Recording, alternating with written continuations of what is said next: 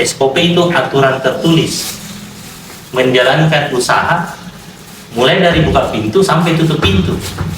Jadi harusnya kita punya aturan tertulisnya mulai dari buka pintu sampai tutup pintu. Lain lagi pembahasannya bagaimana caranya buat SOP.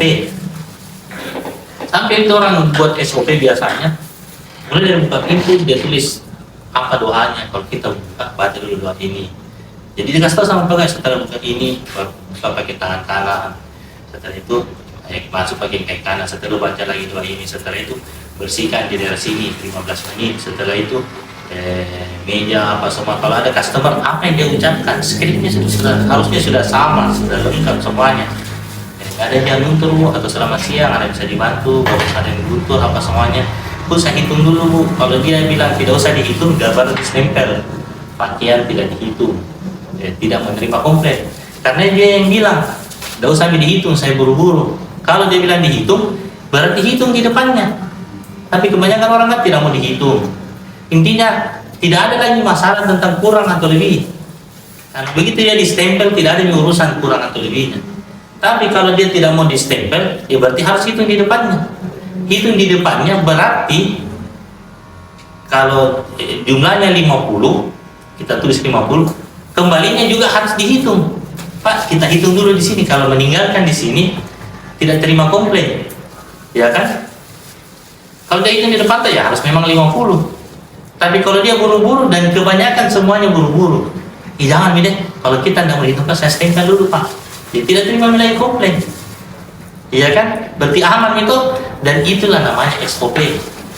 SOP itu bukan untuk kasih repot pegawai, tapi dipahamkan bukan untuk kasih repot, tapi untuk melindungi. Kalau kau sesuai SOP dan ada masalah, sampai kantor polisi saya di depan. Tuh. Tapi kalau ada hilang, kenapa pun itu memang pun sesuai SOP ya kan itu bisa aja. Begitu juga perjanjiannya. Pak kurang Pak, kau hitung jika ya saya tidak hitung Pak, tapi kan ada di stempel. Oh itu. Enggak, saya tidak hitung Pak. Waktunya datang dihitung, pas pulangnya dia buru-buru langsung diambil. Saya tidak stempel Pak, ya, berarti yang ganti. Karena kau tidak sesuai SOP, ya kan? Tapi dipahamkan. Ini aturan tertulis menjalankan laundry mulai dari buka pintu sampai tutup pintu. Ya toh, setelah dihitung masuk di mesin cuci berapa menit, mesin pengering berapa menit, setelah masuk di setrika berapa menit, apa semuanya, dihitung apa semuanya, lengkap sampai tutup lagi. Jadi supaya apa itu SOP? Supaya owner, siapapun pegawainya, sama hasilnya, ya kan? Kalau tidak ada SOP-nya, lain pegawai, lain juga hasilnya. Ini aturan tertulis. Kalau sistem itu, bisnis itu dijalankan oleh pegawai berdasarkan SOP dan diatur oleh sistem. Kalau ada sistem, kalau itu SOP sudah ada, kalau dijalankan itu sistem, dan kalau dijalankan itu SOP, usaha dijalankan berdasarkan SOP, biar ownernya tidak ada, itu berarti ada di sistemnya. Tapi kalau ada di ownernya baru jalan, berarti tidak ada sistem. Nah, kita nanti harus bangun sistem juga. Melipat, packing, itu tugasnya pegawai. Makanya penting harus ada SOP tak? Dan penting kita harus bikin sistem di bisnis. SOP ini harusnya memang kita beda laundry, beda juga SOP-nya. Beda lokasi, beda juga SOP-nya. Dan semua laundry itu beda-beda SOP-nya. Ada. Dan bisa langsung sama persis lah, mirip-mirip bisa. Karena beda juga susunan mesinnya, beda posisi mesin, beda SOP-nya. Misalnya sampai kalau terima ucapkan ini itu mungkin bisa sama. Atau setelah itu sudah dihitung, masukkan ke mesin cuci. Kalau mesin cuci semua terpakai, simpan di kotak garis kuning. Simpan di laundry satunya warna hijau kotaknya. Beda lagi SOP-nya. Makanya harus kita sesuaikan. Nah ini SOP-nya. Kalau lengkap semuanya sampai atur kas, atur uang, atur bank, apa semua baru tutup pintu, ada sistem. Kalau bikin SOP itu, ini saya coba simpelnya ya. Kita lakukan dulu yang menurut tak paling benar. Ini kalau baru mau buat, kalau ada yang menurut sebelumnya kan tinggal disesuaikan.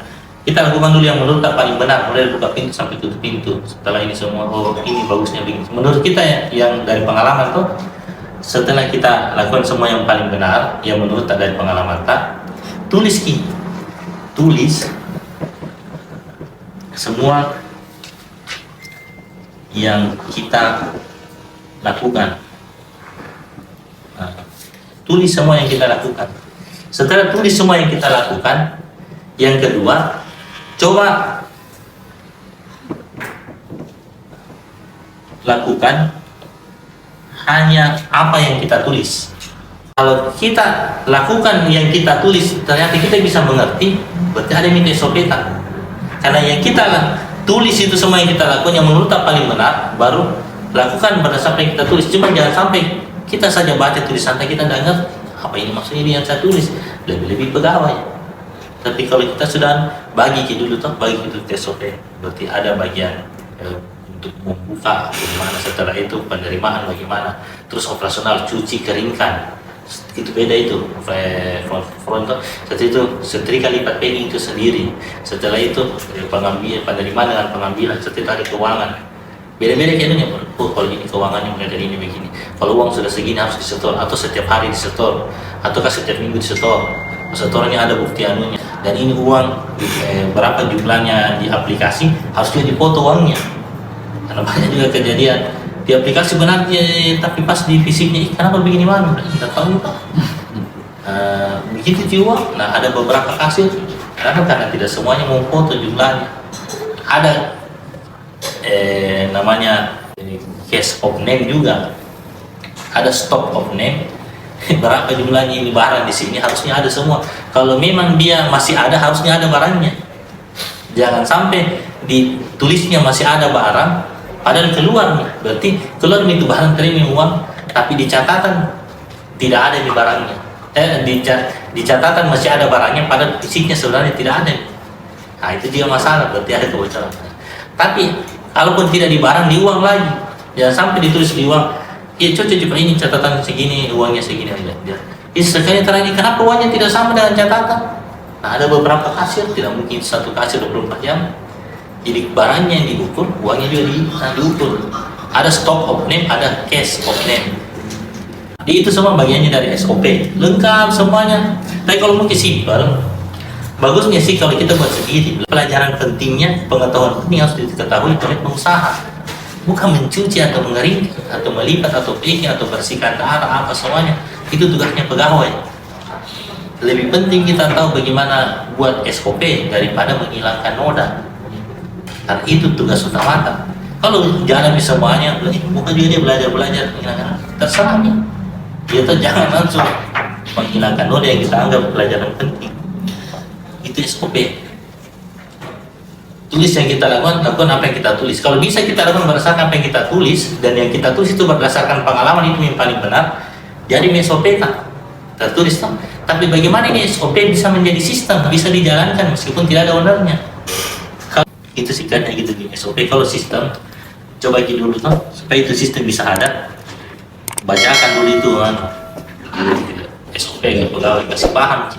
Kalau sudah paham, suruh dia baca lagi sendiri. Nah, kalau sudah dia bilang paham, semuanya bilang paham. Setelah itu kerjakan yang menurut itu SOP, tapi pegawai yang lihat. Nah, itu namanya kasih contoh. Yang kedua, pegawai yang kerja, kita yang lihat. Itu namanya mengawasi. Kalau ada salah kita tegur.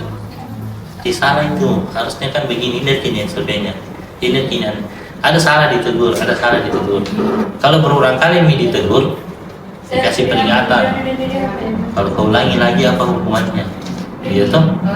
Nah, ini kan sudah berapa kali saya bilang harus dihitung. Ini kan sudah saya bilang buka kilipatannya, jangan langsung kasih masuk. Oh iya nih. Sekarang kalau kau ulangi lagi apa sanksinya? Nah, bicarakan. Dan ini harus kita ingat tuh, sanksi itu ini harus kita kasih pahamkan juga ke pegawai. Itu nanti masalahnya urusannya di SDM itu. Sanksi itu hukuman kalau dia tidak mengikuti SOP. Sanksi itu harus sesuatu yang berat, yang membuat pegawai tidak mau mengulangi itu kesalahan. Itu yang pertama. Kedua juga harus dipahamkan, karena SOP itu dibuat untuk melindungi pegawai kalau ada apa-apa toh. Makanya sanksi itu sebenarnya untuk kebaikan tadi pertama. Dan ketiga, sanksi itu tidak ada kalau kita tidak melanggar.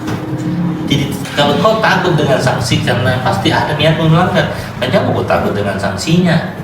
kecuali ada niat melanggar. Ada kan niat melanggar, dan berarti ada itu sanksi. Jadi disanksi paling 1 juta kalau melanggar, 500.000 sampai 1.000. Ijab kok tahu ada kan niat melanggar, nah ijab. Kecuali kalau ada niat melanggar, ya itu harus kita kasih paham. Jadi bukan karena kita kejam atau bukan karena kita butuh omset kita sanksi dia, tidak, supaya dia sesuai dengan SOP.